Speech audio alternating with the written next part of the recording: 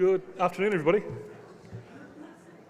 Good afternoon, everybody. My name is Cormac Kinsella, and on behalf of the Dublin Festival of History, I want to welcome you all to this afternoon, to this session. This festival is funded by Dublin City Council and is produced by Dublin City Libraries and the Dublin City Council Culture Company. We're here today to listen to a session on queer femininities in the late 19th and 20th century Ireland. It's going to be led by Mary McAuliffe, historian, who's a great friend of the festival and is the editor of, as you'll all know, the diaries of Kathleen Lynn. Also on the panel is Sonja Tiernan. Sonja has published two very important books on collections of Irish women's speeches, and today she's going to be looking at queer suffrage and activist couple Gore and Esther Roper. We're also joined by Maurice Casey, who's the author of Hotel Lux, which is an intimate history of communist forgotten radicals, and he's going to be talking about the Gavin Arthur circle in the 1920s Ireland. So it's going to be a conversation for about 40 minutes, and then we'll have time for questions afterwards. We have roving mics, and I just ask you to please wait until you actually have the mic in your hand before you ask the question. And also, I think this is a discussion that's going down, a conversation that's going to lead to quite a few questions. So we just ask you to keep your questions short so we get through as many as possible. And I'd like you to welcome our panel on stage now. Thank you.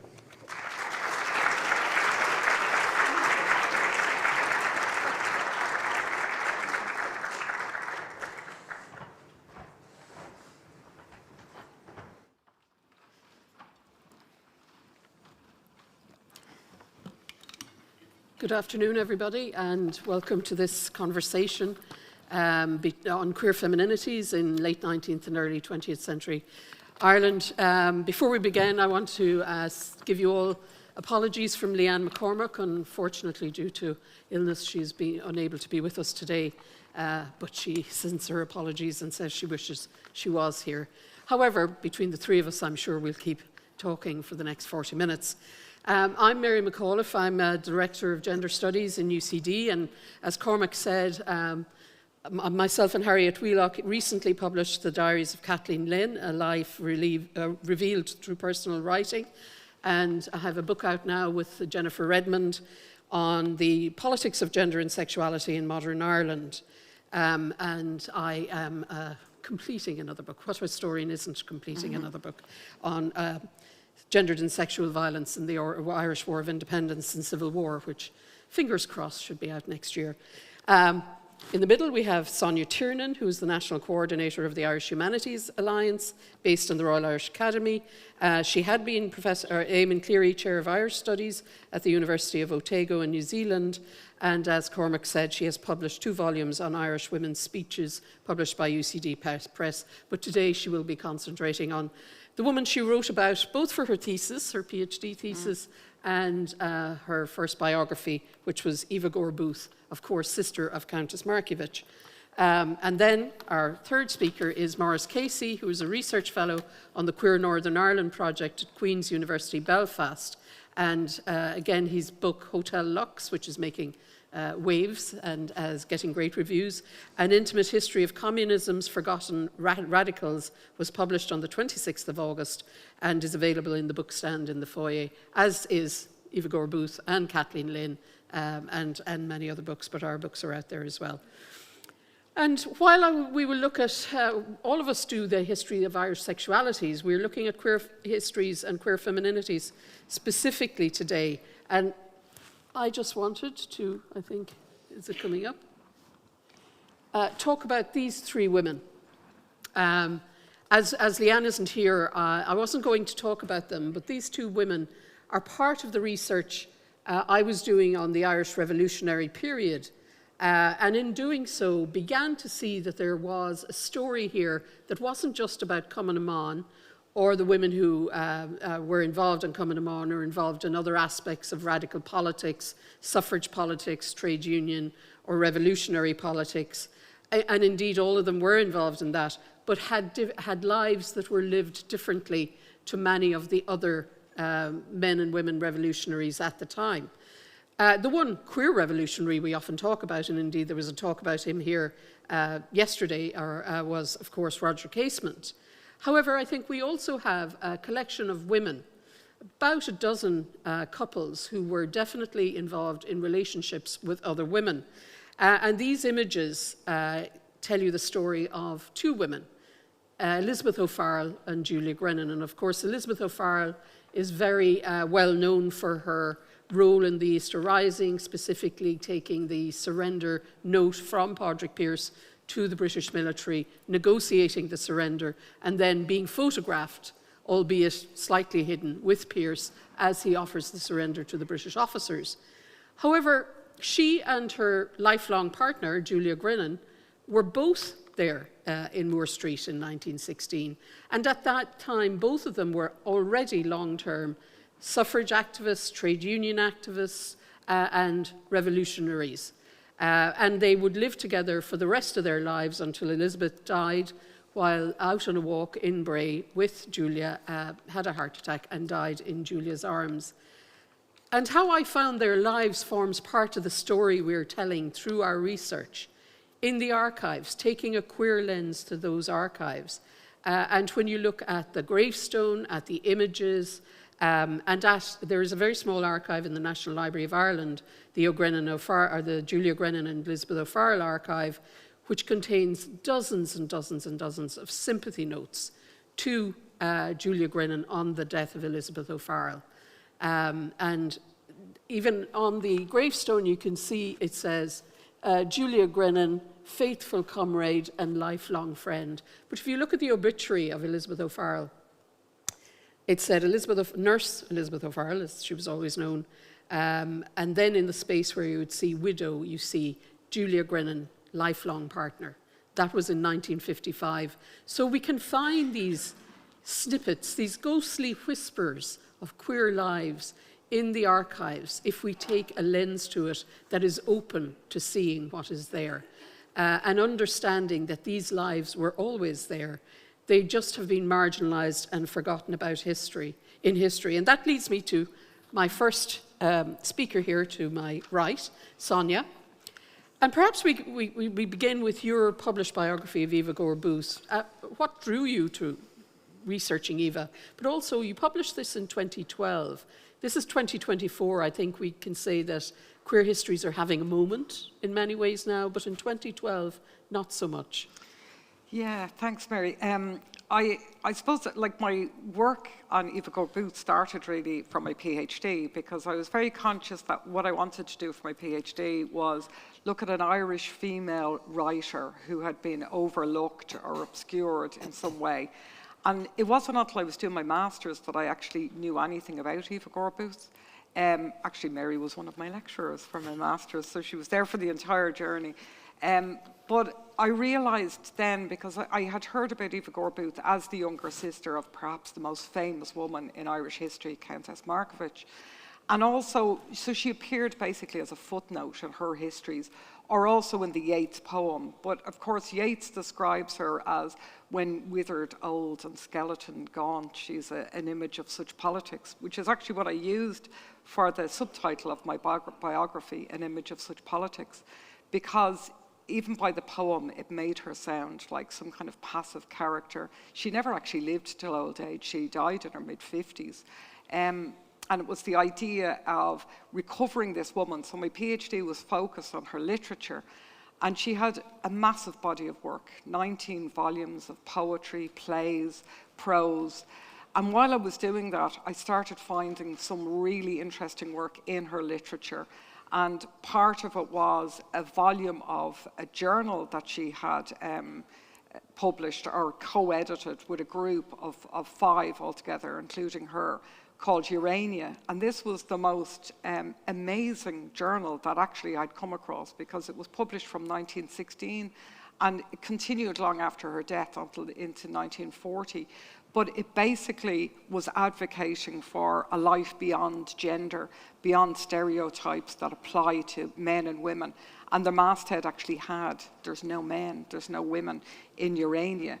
So I really, after the PhD, I was fixated then on writing her biography and uncovering what I could about her life.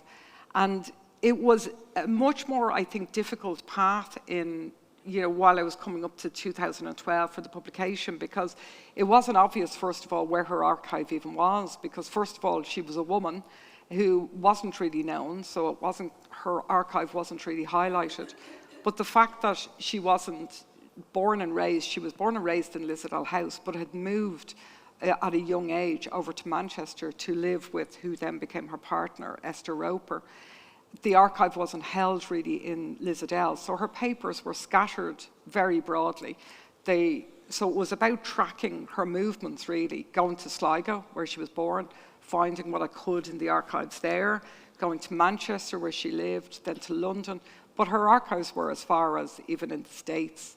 And it was an extraordinary revelation to me, I suppose, to discover then how this relationship, first of all, had set her on a very different course in life that she could have lived as an aristocratic woman in Sligo, in the biggest landed estate, if you like, in the west of Ireland at the time. So it was quite fascinating, and it was also, like Mary's talking about with Julia Grennan and Elizabeth O'Farrell, she met this woman, Esther Roper, while she was recuperating actually from illness in Italy. And the two of them formed a lifelong relationship, and they never hid any of that relationship. So it was there, and it was very easy to uncover in letters that Eve would write to even her family and say things like, Esther makes the world go round. One of her first poems after she met Esther Roper was dedicated to her, and she talks about you who makes glad the gloom, and how Esther had really brought her to a new course of life. And of course, the most telling bit was when I got to Hampstead in London to find their grave, because they were buried together in a single plot, adorned with a Celtic cross and a line from Sappho's poetry. And of course, Sappho is kind of considered to be the first lesbian, if you like, who, from the Isle of Lesbos. So it was just very evident. But I do think that I was sent on that course, I suppose, myself to kind of keep tracking what was happening in their relationship and find their queer circle, which they had many people. I think it's considerably easier now because people are much more aware, even though it's only 12 years since publication of that book. Over the last decade, you can see a difference in the way archives and libraries are much more aware of the papers that they have and the meaning to LGBTQ plus community. So it's much more evident and it's much more obvious where these files are, if you like. Yes, but of course, you weren't the first biographer of Eva Gore Booth and Esther Roper. And perhaps tell us a little bit about that biography. In you found a certain agenda, if I could put that politely. Agenda is a very polite way to put it. Yeah, it was, and it wasn't actually just a biography of Eva Gore Booth, which my one was, but it was of Eva and Esther. And for somebody to choose to do a joint biography of these two women who are very clearly a devoted lesbian couple, and put them together in this joint biography. And it was published in 1988 by a woman called Gifford Lewis. And when I first read the beginning in the introduction of and this was before I had actually even realized that Eva Gore Booth and Esther Roper were a couple, it said in the introduction that Eva Gore Booth and Esther Roper never entered each other's bedrooms except in illness. I mean, I've got the line off pat because, of course, with a queer eye, you're reading that and you're thinking, how do you know that? Why would you say that, first of all? Because this was also, they met in the late 1800s, and like so many women would have shared a bedroom and even a bed for practical reasons. It wouldn't have meant that they were lesbians or that they were a couple. So first of all, it was a very odd thing to say.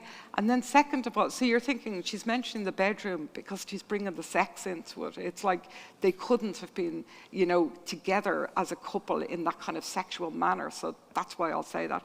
And then you think, of course, well, where's your footnote for that? How do you have the evidence? How do you know? And did they write this down somewhere?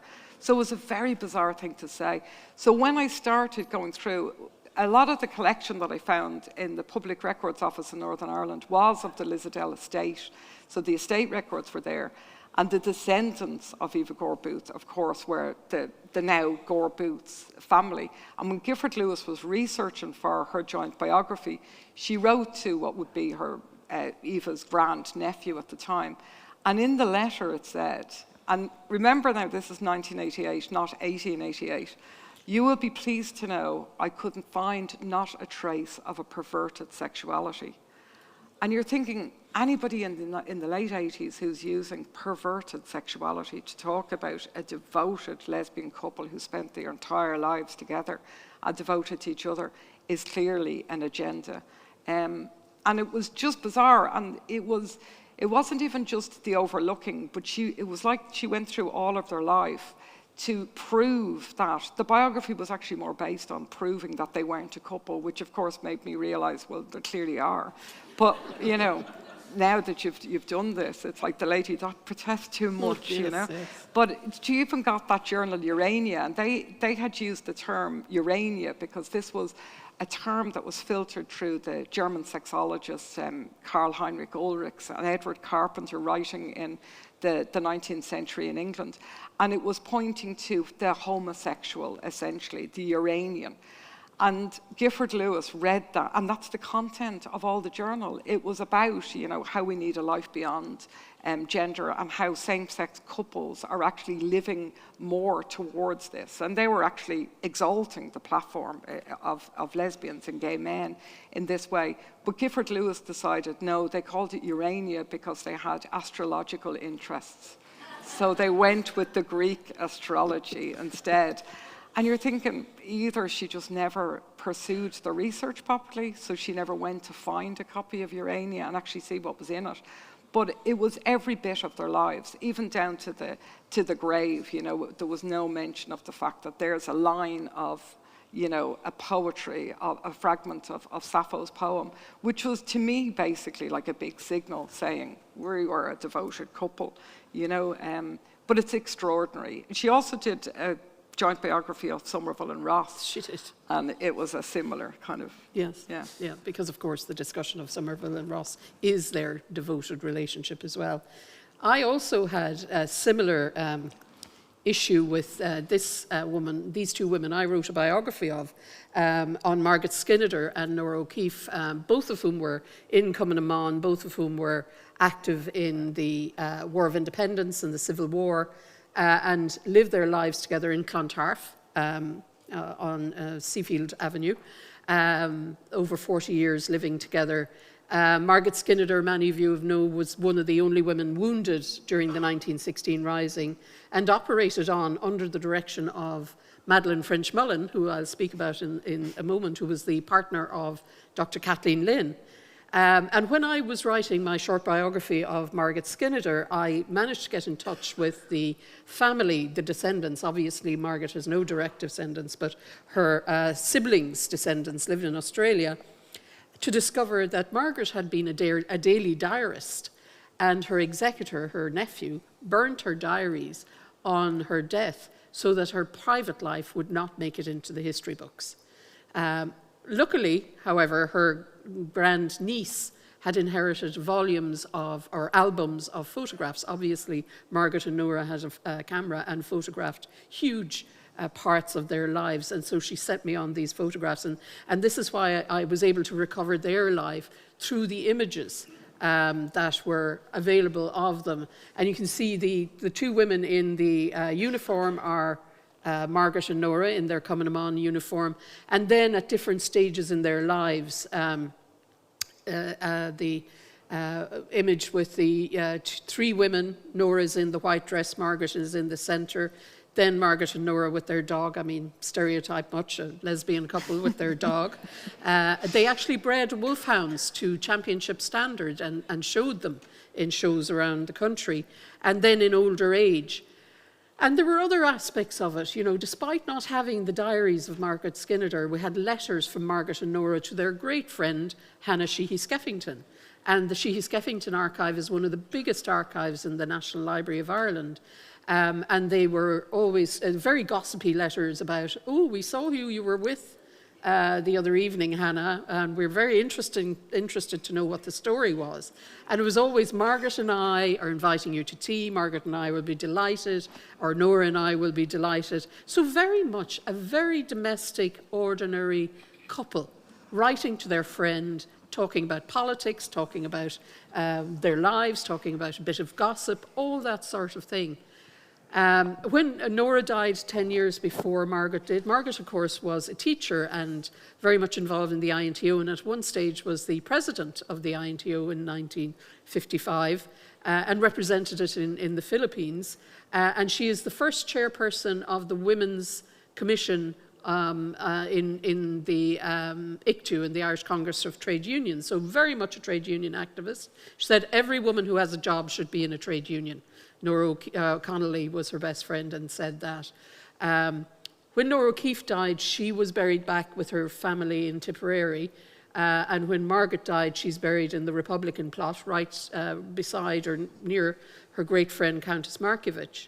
But in the 10 years between their deaths, every year on the anniversary of Nora O'Keeffe, you would see a memorial from appear in the newspaper, the Irish Independent, in memory of Nora O'Keeffe, mass being said, etc., etc., Margaret. That's all it was signed. So these are hints and pieces of lives together that you can stitch together that are there. You don't necessarily need what I have on the other couple I wrote about, Kathleen Lynn and Madeleine French-Mullen. Diaries. Kathleen Lynn was a daily diarist. Dr. Kathleen Lynn, of course, who founded St. Ultan's Hospital for Sick Infants, and her partner, Madeleine French-Mullen. They ran St. Ultan's until Madeleine's death in 1944, and then Kathleen died again a decade later. They lived together in Rathmines. They did everything together. And again, there is a life in pictures or photographs for them as well. But there's also Kathleen's diaries, which I republished with Harriet Wheelock. And there have been biographies and writings about Kathleen, but other than Marie Mulholland, who wrote about their relationship has been ignored. The politics of both, which they were very involved, and their medical and activist histories have been written about, but their relationship, which is written in every entry in the diary, in Kathleen Lynn's diaries, is just ignored. There is not an entry in those diaries that doesn't record, and she calls her M or MFFM, what M or MFFM was doing that day, or if she was away, how lonesome she was without her, or if they were doing things together, or one night Madeleine didn't come home until very, very late and Kathleen was frantic and went all around the place to their friends' houses looking for her. I mean, I don't know if you do that for your bestie, but you certainly do it for your partner. And the most poignant moments in it are when Madeleine dies. Madeleine was always in ill health. She seems to have had a thyroid problem all her life. And she died rather suddenly, actually. She was taking some respite in a local private hospital. And she died, and Kathleen goes and she talks about seeing her at rest and peace and the beautiful flowers around her. And then at the funeral, a relation of Madeleine comes up to Kathleen and says, and like you, I remember distinctly what that line is, she may have been related to us, but she was always yours. So very much acknowledging that relationship. And Kathleen also writes about how everyone at the funeral treated her as the widow of Madeleine French-Mullen. Then she went and visited her sister and comes back to the house, and what a barren wilderness the house was without MFFM there. But not only their own writings, but also writings of friends. The diarist Rosamond Jacob, who was a friend of the couple, records in her diary that neither Kathleen nor Madeleine had any use at all for men. And you think, what does that mean? But actually, if you read the context of the conversation, she's actually having a conversation with Hannah Sheehy Skeffington at a dinner party. Hannah is talking about the fact that she's now a widow and she's delighted to have, you know, that part of her life over with. They're talking about sex, basically, and she really wasn't that interested in it. And then she says to Rosamond, I thought maybe you were interested in a man called Ben, or that you were like the doctor, or Dr. Lynn and Madeleine, having no use at all for men. So it's in the context of sex and relationships that they're talking, that phrase comes up. So you can't mistake it for anything other than they're talking about two women who are in a relationship together. And I think this is what we find in archives if you take a queer lens. Sonja and I would write, and Maurice write about women, so we take a gendered lens to the archives. If you take a queer lens as well, you begin to see that there is a lot more in the archives. And there's where I come to you, Maurice, of course. Not only, there were not only queer women we know of from the revolutionary period, and indeed the lives and afterlives, there were also ones that perhaps are not as well known, that you have discovered. Thanks very much, Mary. Yeah. So I'll just bring these slides up here. I'm really taken by this person who was I think that we need to bring up my one. It should be up there now. Yeah. Oh, here we go. Taken by the biographer before you of Eva Gore Booth and then Somerville and Ross, the person who kind of kept accidentally writing biographies of lesbians. It's a sort of conceptually quite a funny thing to happen to someone. But so, yes, I've Mary invited me to speak particularly about my research on this couple called the Arthurs, an American couple. I'm a researcher on a project up in Queen's, Belfast, called Queer Northern Ireland. And as part of my research into that topic, I developed this question I wanted to look into, which was, did the writings by the early theorists of human sexuality, people like Edward Carpenter, Havelock Ellis, Magnus Hirschfeld, did those writings circulate in contemporary Ireland at the time in the early 20th century? And as I researched, I discovered that one, that they did, but also that actually all three of those leading theorists of human sexuality actually corresponded with a couple who were living in Ireland in the 1920s. And that was these two people here, Chester and Charlotte Arthur. I've chosen two photos of them which give you a suggestion of their wider cultural world. These are stills taken from an avant-garde 1929 film called Borderline, which was directed by a menage a trois. And on the left, you've Chester Arthur across Paul Robeson. And then on the right, you have Charlotte, his wife, with Hilda Doolittle, HD, the queer modernist poet. So there's a vast archive of the Arthurs, and it exists in the Library of Congress in Washington. And the reason it exists is because Chester Arthur was actually the grandson of the 21st US president, Chester Alan Arthur I, whose own father was from Cullybackey in County Antrim. That's my kind of tangential link to the Queer Northern Ireland project.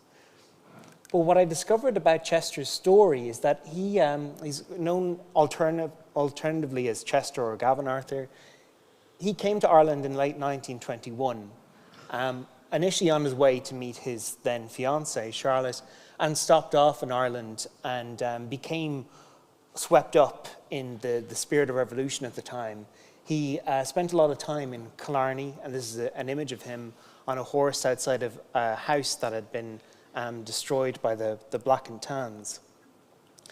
And when I was in his archive in Washington, it's a really remarkable insight into both elite Irish Republican and literary culture, but also these ordinary people who he met and who his wife Charlotte met on their travels through Ireland.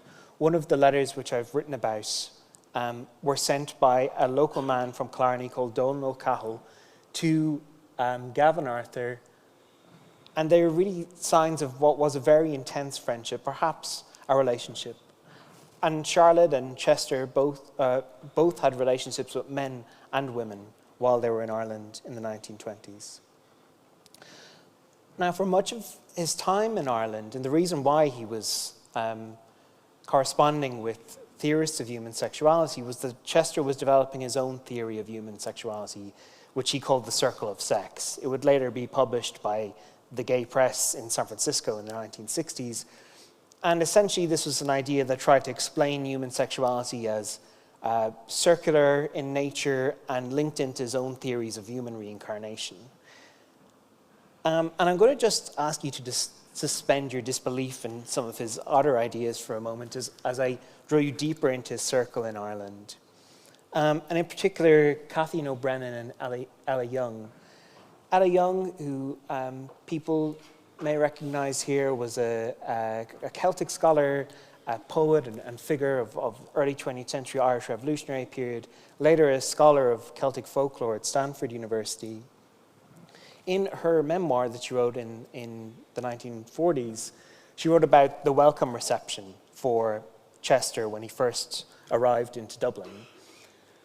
She wrote about it being held in Kathleen O'Brennan's home. Now, what's really interesting, if we take a step back from the context, is that all of these figures at this reception are written about by scholars in queer contexts. Kathleen O'Brennan was in a relationship with the Irish-Italian radical Marie Equi during the First World War years. We know that because of US surveillance on them. Ella Young has been denoted as probably a lesbian by biographers, but her certainly a lesbian friend, Elsa Gidlow, wrote about her very lovingly in her own memoirs and also tellingly reflected on a passage from Ella Young's memoir where she remembered her infatuation with another young girl when they were both young in rural Antrim. So what we have here are three queer people, it would seem, meeting incidentally or perhaps not in Dublin in 1922. And this is where I'm going to introduce this strangeness, I guess, to Gavin Arthur. In Ella Young's memoir and in a later oral history, they both remembered their walk home from this party, going back to Ella Young's home in Rathfarnham. As they were speaking, they realized that they had met before. In a previous life, Gavin Arthur had been a Roman soldier shipwrecked on the Irish coast, and Ella Young had been a druid who had rescued him. She delivers that entirely straightly in her biography, and in the 1965 oral history, he also just delivers it straight to the recorder, and he says, yeah, absolutely, we just realized this. Now, unusual ideas for sure, but if we think about Gavin Arthur's own theorizing of his own sexuality, right, his own bisexuality, and how he used reincarnation in it, it provided a theory of how he came to self-understanding, particularly in an idea that again links back to Sonja's work on theosophy, this other kind of New Age religion of the time, where Arthur argued in his theory of human sexuality that on our reincarnations, every 6th or 7th reincarnation, we would switch gender. So we would be a man in one life, a woman in the next. But on that in-between incarnation, your soul would be one gender and your body would be another. So these ideas, strange as they might seem, provided a route to self-understanding. And so this really is what I've been looking at in terms of the Arthur Circle, and I'm very happy that an article on my wider research into the circle in Ireland will come out next spring, and it will be publicly accessible. But I guess the other thing to note just before we go back to questions is that there's a direct link between this world of the early 20th century in Ireland and the sexual revolution of the later 20th century. Druid Heights, which is known in the West Coast as kind of the first LGBTQ commune, which is set up in the 1950s, was called Druid Heights because Elsa Gidlow, who set it up, was friends with Ella Young, who believed herself to have been a druid. The date of the first human being in San Francisco, which is seen as the date that launches the Summer of Love, was chosen because Gavin Arthur consulted his astrological charts and told the beat poets when they should hold that date. So this isn't a story of indirect connection, it's a story of direct connection between queer Irish revolutionaries and the later sexual revolution, which then pings back to Ireland with the development of a modern sexual liberation movement. Yes. Fascinating. I actually hadn't realised there was those direct connections. And of course, you're finding connections as well with other radical revolutionaries through your latest book, if you would give us a quick introduction to that. Yeah, I don't want to... There's a lovely lesbian love story there. Yes, so my book, and it actually begins in a way, weirdly, with Kathleen O'Brennan. Historians mistakenly believed that she had lived in Moscow in the 1920s. I went to fact check this and discovered that an entirely different and unknown Irish woman named May O'Callaghan lived in Moscow in the 1920s. Actually, she was from rural Wexford and rose to become the head of English translation in the Kremlin Palace during the Trotsky-Stalin debates. She lived in Moscow for 4 years, and her time in Moscow was bookended by the birth of 2 children, daughters of 2 of her friends, separate families. Elisa was born in the Kremlin hospital in 1925. Her father was an anti-Nazi resistance organizer. Her mother was a German revolutionary. May O'Callaghan then had to leave Moscow in 1929 to help another friend through her pregnancy, her friend Nellie, who she knew from the East End suffrage struggle. Nellie had been introduced to the Irish writer Liam O'Flaherty. They had ended up in a London hotel room. Lo and behold, Nellie became pregnant. So May O'Callaghan leaves Moscow to raise this other daughter, Joyce. So, one woman, May O'Callaghan, 4 years in Moscow, and 2 children. When I traced May O'Callaghan's archive to an attic in a vicarage in the Cotswolds, I discovered a box of love letters. They were Elisa's love letters to Joyce. So these 2 children of the Revolution had met through May O'Callaghan on the other side of the Second World War and fallen in love. I then used that box of love letters to trace Elisa's living nephew. It took me 4 years. I once Facebook messaged every man with his name. I was eventually introduced him to the first woman president of Switzerland. It's all in the book. It's a fun story. And when I found him, I went out to his house in northern Spain, and we spent about 4 days going through the chaos of his garden shed, and I found the other side of the love letters. So what I have are 3 decades of love letters between these 2 women, both of whom owe their connection to this one Irish woman. And I also write about May O'Callaghan's own navigation of her sexuality in 1920s Moscow, particularly through her very intense friendships with a number of women, including the highest ranking woman in the Red Army. Yeah, and it's fascinating stuff. And again, it comes back to the idea that once you're open to following those threads and seeing those threads using that queer lens, so much can open up for you. But the other side, the flip side of that coin, which I think we'll finish off on and then throw open to questions, is the difficulties. I mean, this is an extraordinary time in LGBT histories and queer histories and the broader histories of sexualities, particularly in Ireland. We are a little bit behind other places in writing these histories, but it is a very vibrant field of inquiry at the moment and hopefully will continue on. But the archives are there, some of them are there, and then you find them in garden sheds.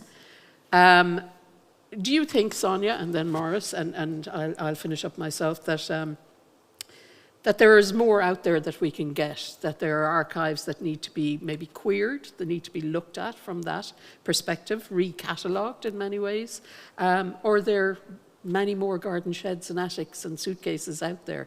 They certainly were for women's history. Are there for LGBT histories?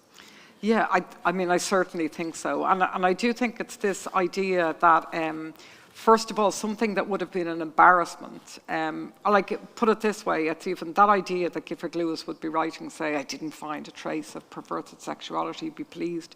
People didn't want to think, you know, even 10, 20 years ago, actually probably pre-marriage equality when you think about it, that there's been a very big shift in consciousness, especially in Ireland, that people are now very proud of their ancestors or their history, regardless of what that is.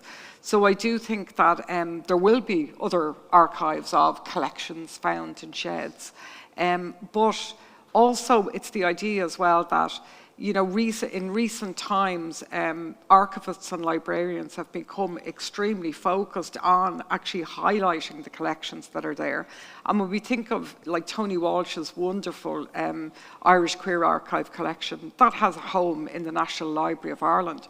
So does David Norris's papers. These things wouldn't have happened, you know, a few decades ago.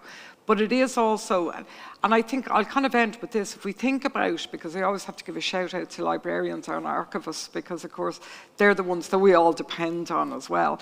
But we only have to think about the wonderful work that they're doing right at the moment as well, when all these far-right groups are going around and trying to censor our histories, trying to censor LGBTQ histories. And you have librarians of all shapes, sizes, genders, sexualities standing up for the right of everybody to tell their own story. And when we think about those cases and we think about, Cork and all of these areas that bad things have happened, and librarians are really there to to protect the freedom of speech and the archives and the collections that are there. So I think the future is very bright, actually. Yeah.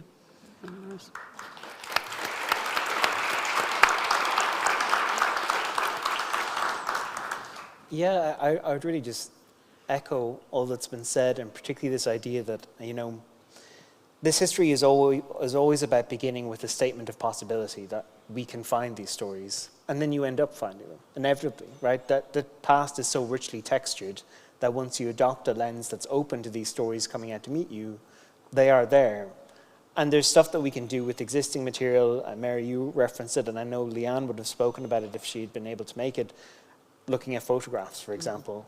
How we can read sources that have been there, passed over by a generation of historians before, but with new eyes. I think there's plenty of garden sheds as well, as a big advocate of the garden shed. I think you just need to be really, really determined. But yeah, there's plenty out there.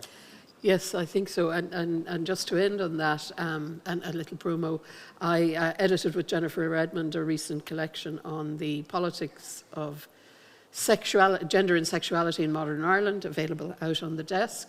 And two of the chapters we have, as well as my chapter on the queer revolutionaries, women, are on the Cork LGBT archive, which has been collected by Orla Egan in Cork from scraps all over the city, and some collections that had been put together by activists within the queer community there.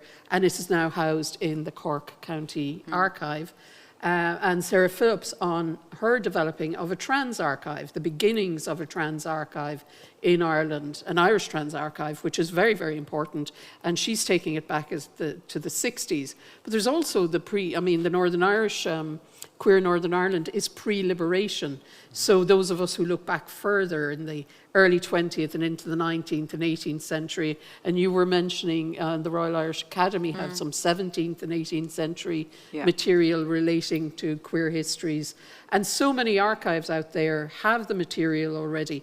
And again, also archives that are scattered throughout the world, but reference back to Ireland, like following Chester Arthur or Gavin Arthur. He also goes to France with the salons there, Natalie Barney and all of those. And of course, Dolly Wilde was very much involved in that, Oscar's niece, who there is a biography of. So there are all so many interconnections, both within the country and in the diaspora and broader queer communities in history globally.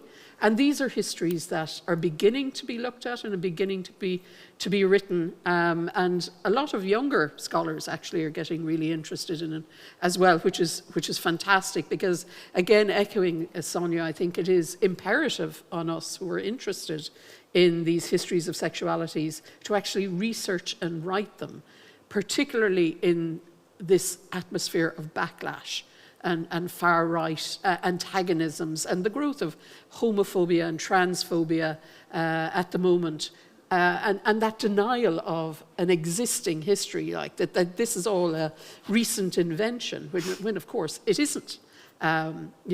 LGBTQ plus people have been there from time immemorial. And on that note, I shall throw it open to the audience if there are any questions. For one here already, another here.